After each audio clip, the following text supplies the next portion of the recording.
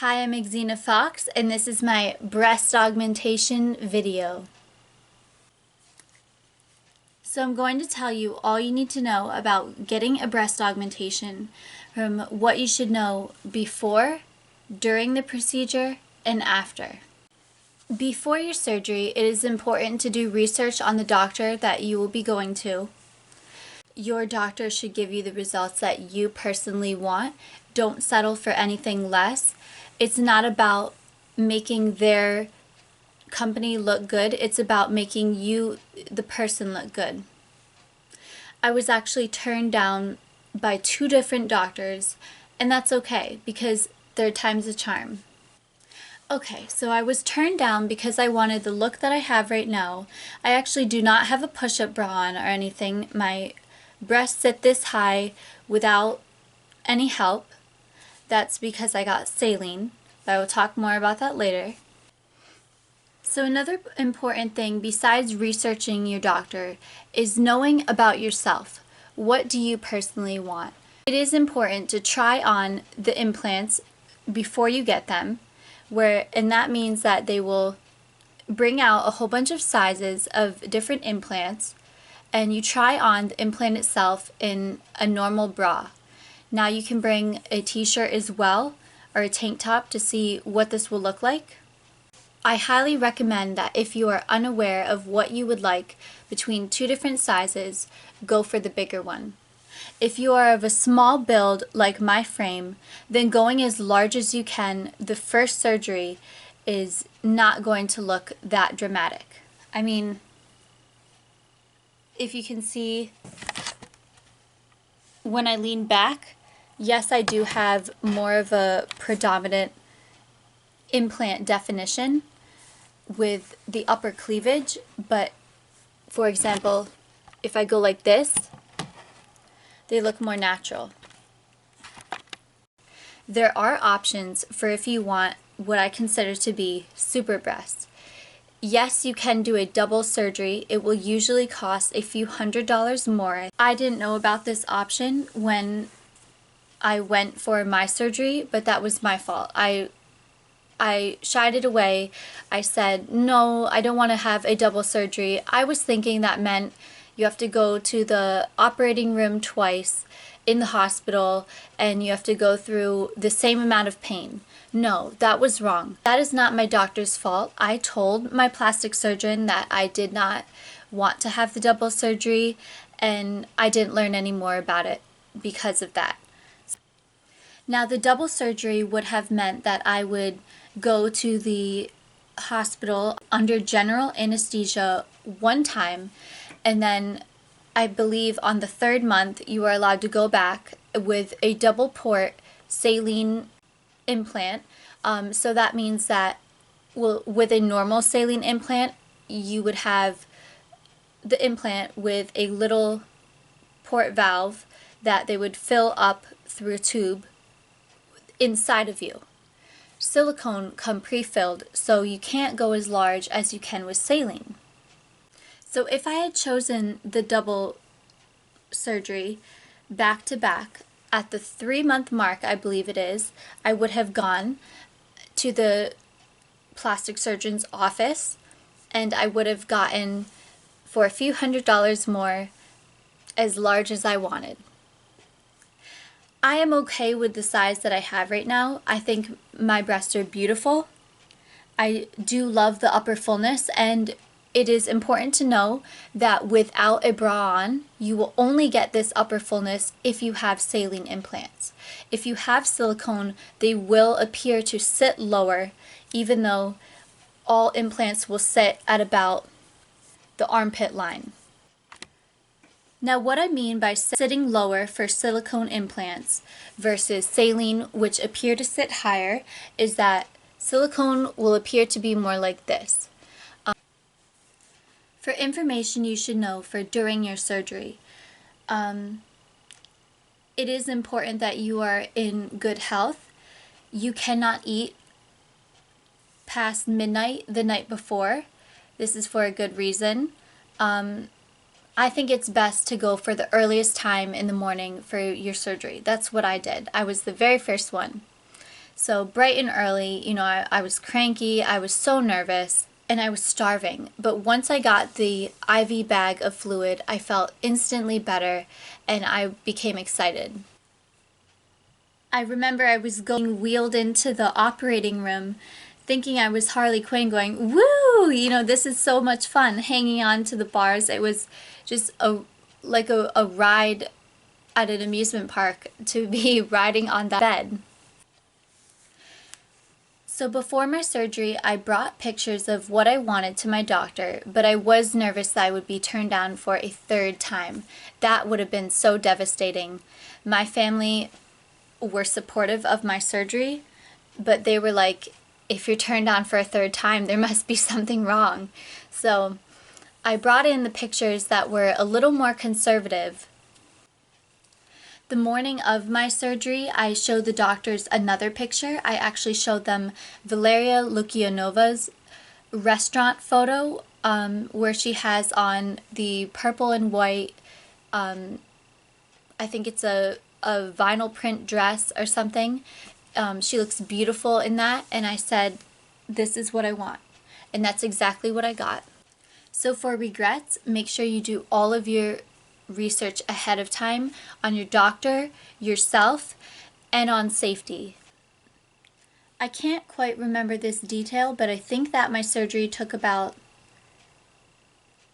an hour and a half. I'm not sure. I was given compression grippers, I don't know what they're called, for my lower legs to make sure that circulation was flowing properly. I was asked many times if I wanted medicine to calm down at the hospital, by just new people walking in. And every time I would say, no, I like to do this with no pain medicine, no medicine at all, please. So again, after I had the IV bag I got it in my arm. They normally like to put your IV in your hand, but I said that I would just not move my arms, and that's exactly what I did. Before surgery, I had the IV in my arm, and even after surgery, I woke up and the IV was still in my arm. So that could have been dangerous, but they were watching me and I felt comfortable, and that's what I preferred. And then it was time for the fun part. My plastic surgeon and my favorite assistant ever literally told the whole entire team in that operating room that we are going for a Barbie look today. So I am going to tell everyone about how I healed and what that was like, but first let's get into the fun part. So I want to show you guys the difference between bras. All these bras I got at Victoria's Secret. Here's just a non-padded bra.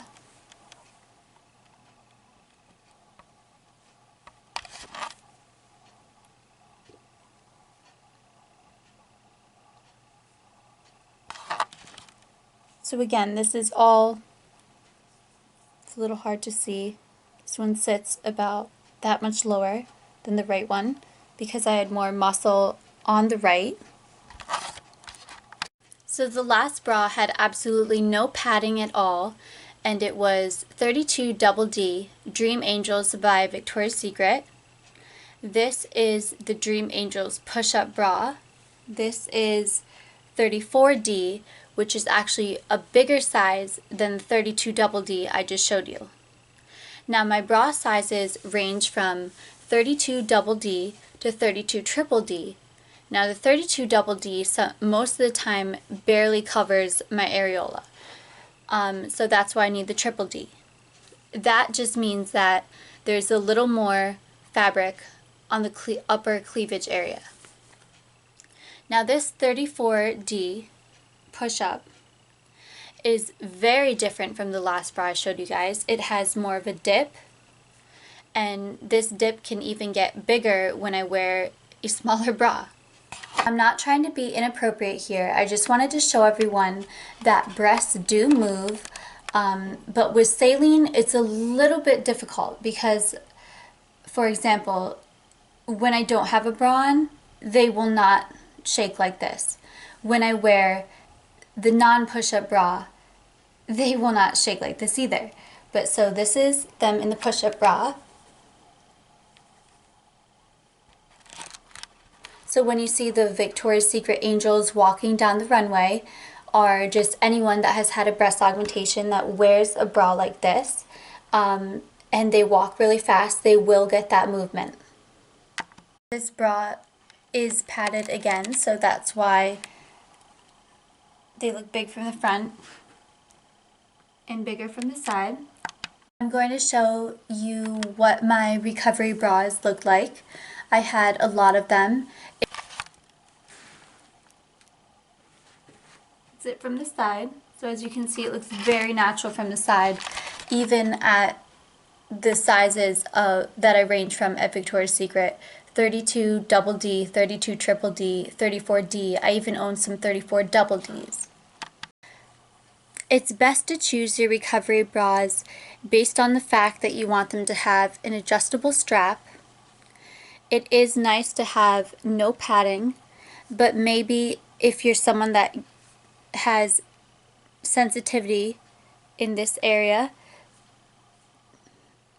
with nipple sensation, then you're going to want to have a little bit of padding in your bra. That may take away from that. Don't have your bras be too tight at all.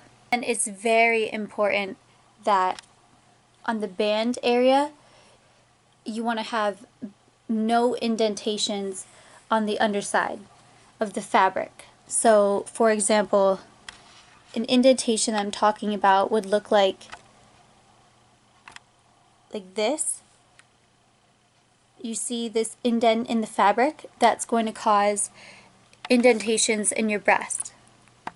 You just don't want that around the incision area, especially if you're going with inframammary incisions, which are down here, like I did.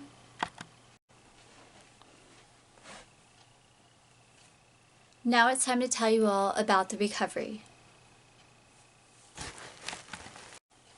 So as soon as I woke up from surgery, I had absolutely no pain at all. I was given a little bit of pain medicine, but I'm not sure what kind. And this was only before I woke up from anesthesia. Like I woke up and it was in my IV. I remember I began telling the nurses that my pain was like a 2 to 3. And then I said, oh, it's like a 4. And I just kept going up, and then I was like, oh, it's a 6. But I don't remember any pain. It didn't hurt. And so that's when they gave me a little more pain medicine in the IV. Or I was watched for a little bit, and I asked to look at them. And I looked down like this, and because that's the only angle that I had, I remember I immediately asked to sit up in the bed as far as possible. I wanted to be like this, like almost a 90-degree angle. So after they watched me for a short period of time, they were doing paperwork, and I was wheeled into a room where I was going to be relaxing for the next hour, I believe. I was so hungry, but they told me that I wasn't able to eat just yet. I know that it's because of the anesthesia, that when you get up, you will have to urinate after anesthesia. And most of the time they say that people will vomit a little. So I had no idea that this was coming. I was told this, and it wasn't bad at all. Because I didn't eat past midnight the night before, it was very easy. It was just a little bit of froth, and the nausea feeling lasted about 30 seconds when I stood up, and then it was so much better. And then I guess it was hard to urinate, but it smelled because of the anesthesia. So I laid back down, and I was given water and crackers, and this was great for me. So I remember I looked down at my breasts like this when I was in the operating room, and I just thought, they are so small, because it was the angle that I was at. So Again, the first things that I wanted when I woke up from anesthesia were to have water, but I had to wait on that until it was safe. You immediately want to be sitting up in the bed, so tell them that. I was so proud of myself. I took half a pain pill. What did I have? Half a lowest dose tramadol pain pill on day 1, and then I had 0 pain medicine for the entire rest of the recovery. Or I forget the exact medicines that I took. I know I have the name somewhere. The number one savior was Zofran. I took this 15 to 20 minutes before I would take my antibiotic, and I think the antibiotic was 3 times a day. So I took 3 medicines while I was recovering instead of the 4. I took the antibiotic, the Zofran to help not get nauseous. I could eat whatever I want. I was so happy. And then I did take a muscle relaxer every day, and I didn't know any better.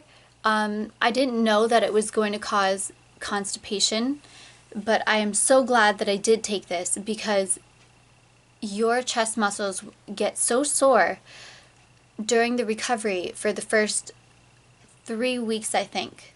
So I took the muscle relaxer for 1 week, and I believe that all my medicines were for 1 week.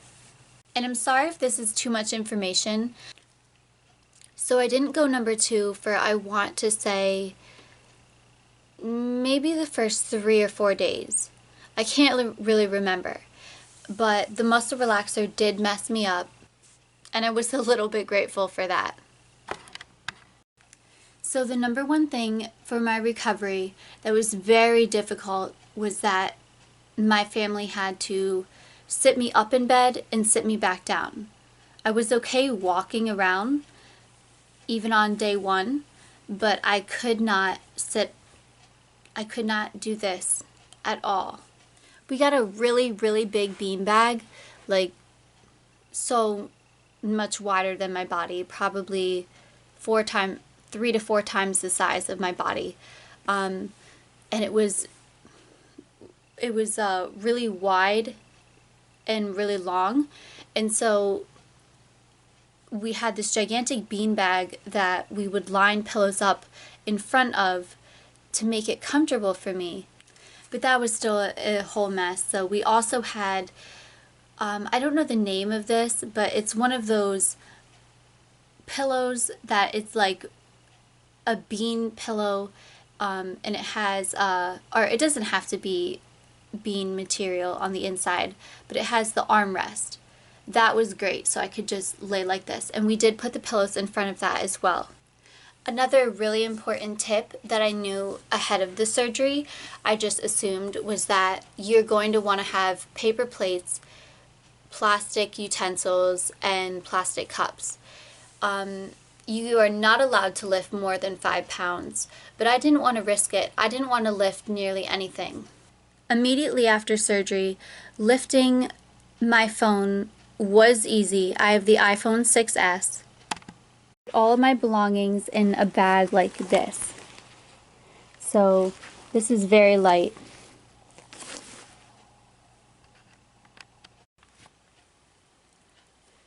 I do feel safe with the implants that I have being saline, but there is rippling a little bit. It's not visible unless I go like this and feel them from the side all around. When I lean forward, there's rippling. When I lean back, the breasts sit higher. Like if I'm laying in bed, they'll appear to be up to here rather than to here. So just a little bit difference. Again, with silicone breast implants, for all brands, I believe, of the implant, they will not have as much upper cleavage. So you have to wear the push-up bras in order to get the upper fullness that you get naturally with the saline implant with no bra at all. Thank you everyone for watching my bougie breast augmentation video. I hope I answered some questions that you have. If there are any more questions, you can get a hold of me. You all know my YouTube title is Icela Fox, and my Facebook is facebook.com/the Icela Fox. Have a great day, everyone.